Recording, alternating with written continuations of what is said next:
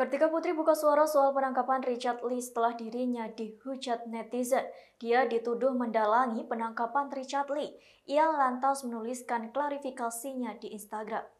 Seperti diketahui, Kartika Putri memang memiliki permasalahan dengan Dr. Richard Lee, akan tetapi dirinya tidak ikut campur terhadap penangkapan mengenai Dr. Richard Lee pada Rabu 11 Agustus 2021 lalu. Faktanya penangkapan paksa tersebut adalah soal illegal access yang dilakukan oleh Richard Lee. Dikutip dari tribunnews.com, istri Habib Usman itu meminta kepada netizen untuk tidak termakan hoaks terkait kabar bahwa dirinya lah penyebab penangkapan Richard Lee. Ia kemudian menjelaskan permasalahannya dengan Dr. Richard Lee. Agar tak terjadi salah paham, Karput menjelaskannya sedetail mungkin. Saat itu ia telah mencoba menghubungi baik-baik Dr. Richard saat namanya disebut dalam produk kecantikan abal-abal. Sebagai upaya tabayun keduanya bertemu, momen pertemuan itu juga pernah diunggah di kanal YouTube Dr. Richard Lee pada Desember 2020 lalu. Dari pertemuan tersebut, Kartika Putri ingin Richard Lee mengklarifikasi seluruh ucapannya di media sosial agar tidak timbul fitnah. Namun menurut Karput, Richard Lee tak mengindahkan permintaannya itu. Tak mau berdiam diri, Karput melanjutkan ke somasi kedua.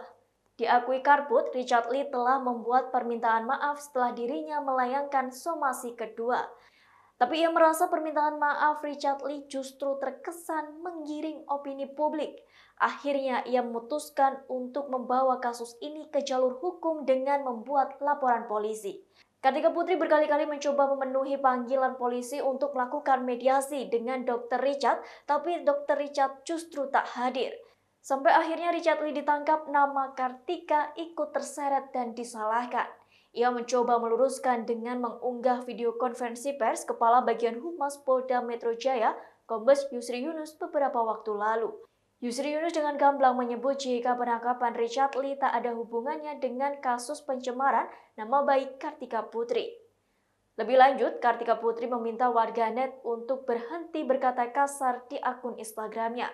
Karput juga mempersilahkan mereka yang tidak menyukainya untuk mengunfollow akun Instagram pribadinya.